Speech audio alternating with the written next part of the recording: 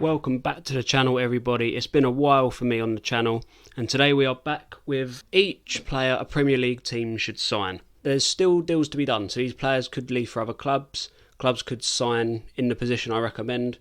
So remember that when you're watching this. And yeah, without further ado, let's get into it. If we're starting off properly, we'll do AFC Bournemouth. And for them, I've suggested James Trafford. I'm a big fan of James Trafford. I think he's got a really high ceiling. Potentially England #1. But, you know, he's only 21. He's valued at 18 million. And obviously he went down with Burnley last season. So maybe Bournemouth could get him for a little bit cheaper. He is better than their goalkeeping options, I feel. Neto's getting on. Mark Travers, for me, isn't Premier League quality. And they did release Randolph and Radu, who were also 34 plus. He's come through Man City's academy, so he's good with the ball at his feet. I know he didn't really show that last season, but I think under Iriola he'll get some confidence and maybe start adding more to his game. He's 6'5" or 6'6", so he's really good aerially. He's got 3 years left in his contract, but like I said, if Bournemouth go in with a good offer, maybe 15 to 20 million, maybe a tiny bit less, because like I said, he has dropped down, so he could get, released for a little bit cheaper. I think it'll be a quality signing. I think they'll upgrade, because Bournemouth, for me, have good players for their level. They need an upgrade in the goalkeeping department, and I think James Trafford could be that upgrade. Who knows? Yeah, so for Bournemouth, I've gone with James Trafford in goal. On to Arsenal next. Personally, I think they need a new striker. So I've gone with Victor Gyökeres. I'm sorry if I've got that wrong. But looking at his profile here, he's 26 years old. He's 6'2". He's got 10 assists and 27 goals in 31 Portuguese league games. 5 goals and 2 assists in 9 Europa League games for Sporting. So, he's got not massive European experience, but a little bit, which is what Arsenal need. He averages around 3 shots a game and averages 4 shot creating actions per game. Now, he's valued at 28 million, but because he's got quite a big contract left, he's contracted till 2028, that could push the price up a little bit. But in my eyes, I think he's better than Gabriel Jesus. I don't think Jesus is that striker that Arsenal need. I do think they need a striker if they want to go on and win titles. I don't think Jesus is that man. Maybe Gyökeres could be. We don't know. I do think they need that big, strong number 9, and I think Gyökeres is that man. On to Aston Villa now, Champions League new boys. And for them, I've gone with Malo Hermoso. He's a free agent. He was reliable under Simeone at Atletico. He can play all across the back line, which I think will come in clutch when they get injuries, if they get injuries across all the games they'll be playing. He's another Spanish player. Emery knows him well because obviously he managed Villarreal, so he's seen Hermoso up and close and personal. He's got great Champions League experience, and I do think Villa are going to need that heading into this season. He's 29, so it's a good age for a centre-back. He's a good passer as well. 6 progressive passes per 90, 85% completion rate of his passes. So I don't think there's any downsides to this signing if Villa were going to go about it. There's been no links to Saudi, so I could still get him. But I just think for the experience, leadership, and obviously Simeone's teams are quite, rough and gritty. It'll be a good addition to Aston Villa. They're going to, like I said, they're going to need experience. They're going to have quite a few games this season. It'll be new for them. So I need depth as well. So for Aston Villa, I've gone with Malo Hermoso. Next up is Brentford. And for them, I've gone with Elijah Adebayo. I know they've signed a striker, but for me, Adebayo has got good Premier League experience. Obviously, he went down with Luton last season. I do think alongside Barkley and Ogbene, he was one of their best players. Obviously, he scored 10 goals in the league, including a hat-trick. I forget who it was against. I think it was Brighton. I could be wrong. But, he's 26, he's 6'3", and he plays a similar style to Ivan Toney. Obviously, he holds the ball up, brings others into play. And of course, if Ivan Toney drops in and out of form in the season, picks up an injury, you've got someone there who is experienced, who knows how to handle the Premier League. I just think it's a good signing. I don't think there's any downsides, personally. I know, like I said, they signed a striker, but you need a bit more experience because Brentford are going to be in a dogfight this season, I do believe. They finished quite low last season, and if they want to avoid the drop, they're going to need someone who can score the goals when Ivan Toney can't. I just think they need another striker, and I think Elijah Adebayo is that man. On to Brighton next, and I put this player down when De Zerbi was still in charge. Obviously, Brighton no longer have De Zerbi at the helm. They've got a new manager. It's Pierre-Lise Malo. He's 30. He's a strong defensive midfielder, which I feel Brighton need. They've got a lot of quality, creative players in midfield, but not enough strength, not enough grittiness. And I think Pierre-Lise Malo will provide that. He wins 94% of his tackles. He's got an 86% interception success rate. He makes 6.73 progressive passes per 90 with an 84% pass success rate. He's valued at 10 million, but he's still contracted till 2027, so it could push up the price a little bit. And I know he's not in Brighton's scouting range. They like the unknown stars who they can then sell on for big profit. And he is 30, but I just think a bit of experience, a bit of toughness, a bit of grittiness. I think Brighton need that. Obviously, if you feel any different about any of the signings I'm putting in, don't forget to comment your own suggestions down below for a team. So for Brighton, Pierre-Lise Malo. Right, on to big spenders Chelsea next. And for them, before you say anything, I know they signed a new goalkeeper. It was confirmed a couple of days ago. But I've gone with Aaron Ramsdale. The reason I say Ramsdale, and I know I'm going to get the comments, they signed a new goalkeeper, why do they need Ramsdale for? Listen, he's too good to be a backup goalkeeper at Arsenal. I do think he can offer a lot of Premier League teams quality. You know, Arsenal made it clear they want to get rid of him. Ramsdale also wants to leave as well. They've valued him at about 40 million, but I think maybe they can get him lower than that. Good at distributing. He's a quality shot stopper. He just needs confidence. He needs a manager to just say, look, I'm going to give you the minutes you need. And I think he'll be a quality signing for Chelsea if they get him in. It's a good signing for him to make. Obviously, he does play for Arsenal, so it's another London club, so personal terms shouldn't be that difficult. And I do think Ramsdale is better than Chelsea's current goalkeeping options. Maybe that's English bias showing through, I don't know. But yeah, for Chelsea, I think get a solid Premier League goalkeeper in. He's Premier League proven, and that for me is Aaron Ramsdale. Right, going across London now to Crystal Palace. I have gone with Jeremy Boga. Now, the reason I've done this, why I think he'd be a good signing, he's a versatile winger. Obviously, his primary position is left wing, which I think they might need if Eze does leave, because he's been linked with quite a few clubs. So Boga can play as a left winger, striker, and even an attacking midfielder. So they'll have a few options if they pick up injuries this season, and I think he'll be a good replacement. So he's valued at 15 million. The maximum I could see it costing is about 20-25 million. I mean, he got 6 goals and assists last season for Nice. He completes 88% of his take-ons, and averages 5 progressive carries and 3 progressive passes per 90, and 3.6 shot creating actions. So he's a good player, he's a positive player. It does sound like it could be a worthwhile Zaha replacement as well. I know obviously he's been gone for a while now, but I do think Palace just need that left winger who will carry the ball like Eze does and just run and progress it forward. And I think for them, you can't go wrong with Jeremy Boga. I mean, 15 to 20 million in this transfer window is a bargain. I'd say take the risk if it was me. So yeah, for Crystal Palace, I've gone with Jeremy Boga. We've got the Toffees up next, Everton. And for me, I have gone with Aaron Wan-Bissaka. Now, the reason I've gone with him, he has been linked with my club, West Ham. The reason I've put him down for Everton is he is a massive upgrade on their right-back options. He is arguably, people would say, the best 1v1 defender in the world. Not even in England, in the world. He can close down, shut down any winger. He's still got that pace. So if, Everton find themselves open to a counter-attack, he can deal with it. And obviously we know how good his tackling is. And for me, I think he's a perfect fit for a Sean Dyche system. Hard, resolute defending, we will not let you pass sort of defending. I think he'll be a brilliant addition to the Everton team. Sean Dyche systems have rigid defenders, and I think Aaron Wan-Bissaka is that perfect right back. He's still only 26, so he's still quite young, and he's got 1 year left on his contract. And it is reported Man U want 20 million for him. And I think that is a bargain for a player of his quality. So for Everton, Aaron Wan-Bissaka. Right, Fulham up next. I've got another Englishman. It's Trevor Chalobah. Now, reports recently, I think he either wants to leave Chelsea or he's being made to leave Chelsea. Because obviously he wasn't picked for their pre-season tour.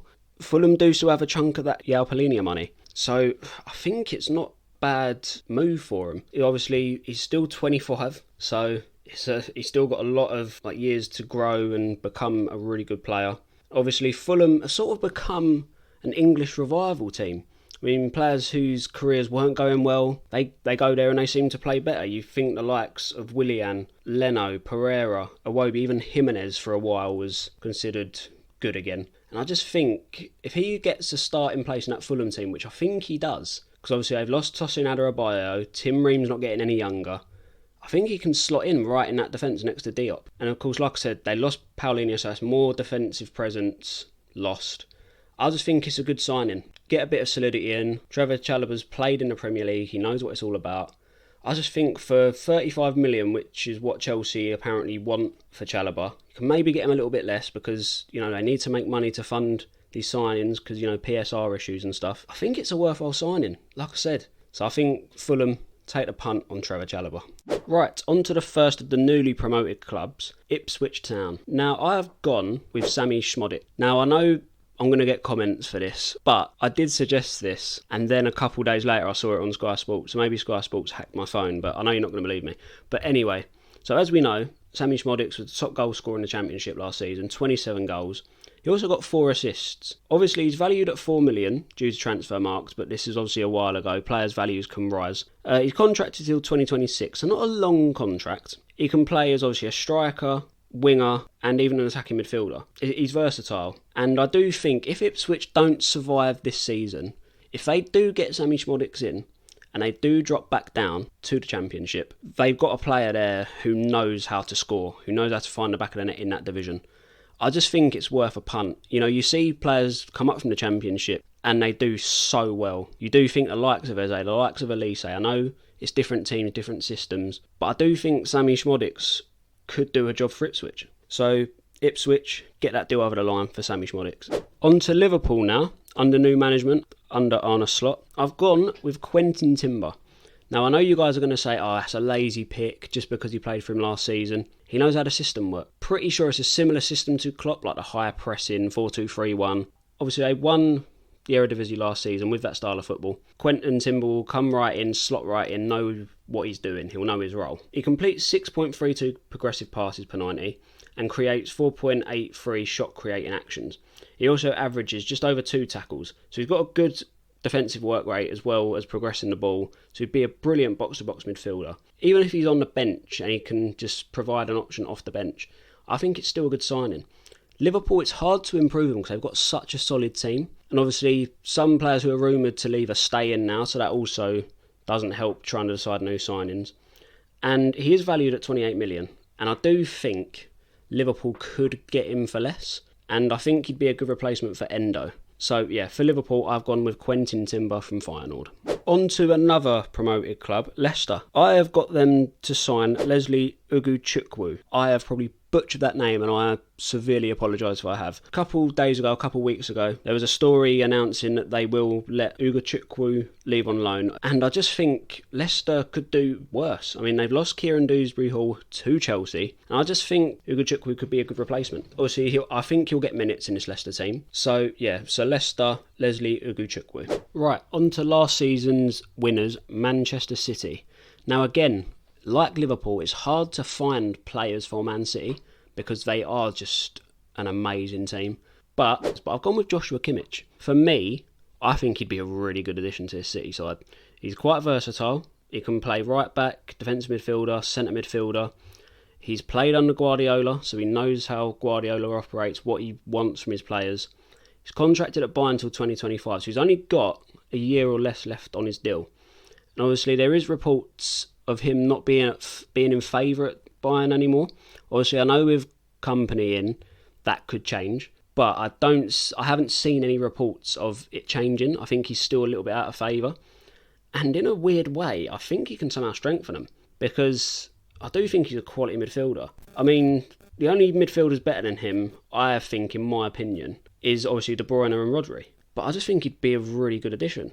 It only costs 60 million, which in this window, and for a player of his quality, is a bargain. He knows how to win trophies. 8 Bundesligas, a Champions League, 3 DFB Pokals. The trophy cabinet's there, the experience is there, he knows the manager. I just think it'd be a really good signing for City. So for Man City, Joshua Kimmich. Right, going across to Manchester, to Man City's neighbours, Man United, I've gone with Leif Davis from Ipswich. Now, the reason I've done this is he's a young left-back. Obviously, Malacia has been injured since God knows when. Luke Shaw has been injured since February last year. And obviously he just came back during the Euros for England. But I just think Leif Davis could be that consistent left-back they need. Obviously he got the most assists in the Championship last season with 21. He's only 24, quite young. And I think he could slot right in at left-back. I just think it's worth a chance.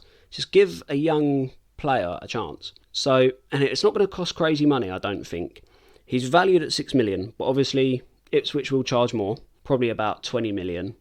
But for a 24-year-old who was one of the best players in the Championship, just go for it. He's got 1 year left on his contract, so take charge now so you don't have to worry about covering the left-back slot. I just think there's more upsides to signing Davis than there is downsides. Man United fans, let me know what you think. Comment down your suggestions below, but for me, I think Man United could do a lot worse than Leif Davis. On to Newcastle now. For Newcastle, I've gone with Ademola Lookman. The reason I think he'd be a good signing is I think he'd be an upgrade on Almiron. Apparently, he's losing favour at St James's Park. He's only 26. He's got 2 years left in his contract at Atalanta. And he was one of their best players last season. Obviously, he got that hat-trick against Bayer Leverkusen in the Europa League final. That, for me, pushed his value up. And it shows that he can perform in big games. Obviously, he's got Premier League experience as well. He's played under all sorts of different managers. And I just think he'd be that quality, fast winger who can provide service. Obviously, Gordon on the left, Ademola Lookman on the right. There's worse right-wing options you can buy in this market. I just think it's worth a punt. But again, obviously, with Newcastle's PSR issues, and obviously I don't know the Newcastle squad like a Newcastle fan would, is it a good signing? I think it is personally, because like I said, they need a right winger, and I think Ademola Lookman can be that right winger. But for Newcastle, I've gone with Ademola Lookman of Atalanta. Right, on to Nottingham Forest now. It's a rogue shout, but I've gone with Sergio Roberto. Now, obviously, he's a free agent, so they don't have to worry about spending any money. He's very experienced. He played for Barcelona for years.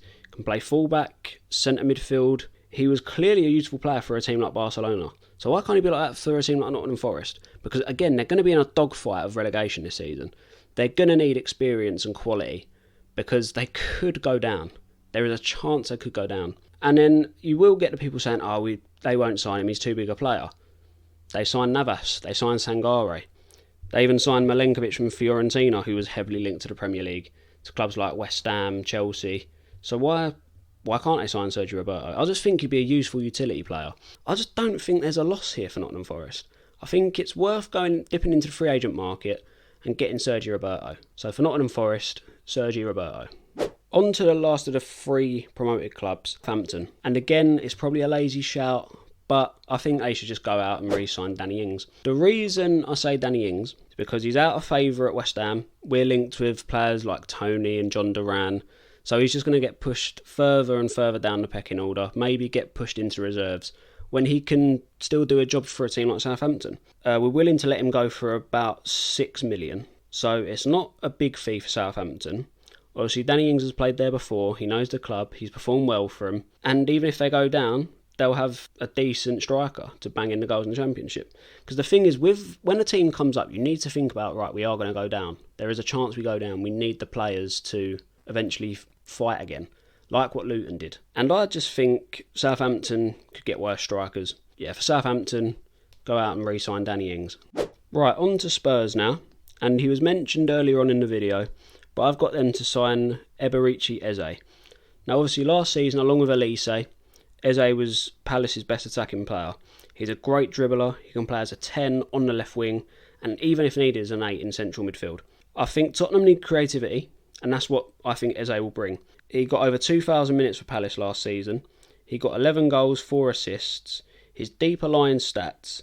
He has 3 successful take-ons per 90, 4 progressive passes, and almost 5 shot-creating actions per 90. He's valued at about 50 to 60 million. And before you say, that's a big fee, Spurs paid that for Richarlison. And I personally think, again, it's probably English bias, I think Eze is better than Richarlison. So why not go out and get Eze? England international as well, so you know you're getting quality.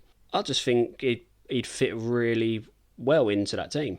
And like I said, for a lot of teams, Tottenham can do a lot worse. So for me, I think they should go out and try and get Eberechi Eze. Right, on to my club, West Ham now.